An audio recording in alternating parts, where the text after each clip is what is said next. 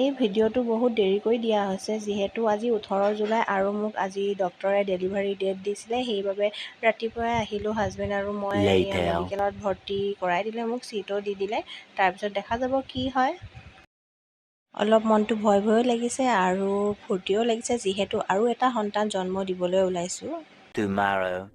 এয়া তাৰ next day morning finally baby আহি গ'ল।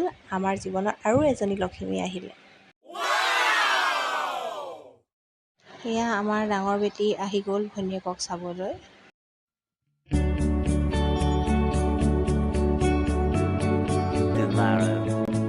আজি হৈছে 21 জুলাই আৰু এয়া ছুটি দি দিলে, এতিয়া ঘৰলৈ গৈ আছোঁ।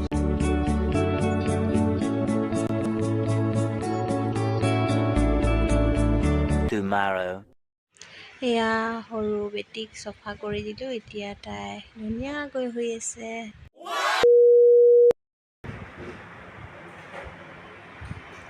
বেটি শুই গ'ল, চফা কৰি দিলোঁ। এতিয়াৰ পৰা আপোনালোকে ডেইলি ভ্লগ চাবলৈ পাব, সকলোৱে চাব বুলি আশা কৰিছোঁ।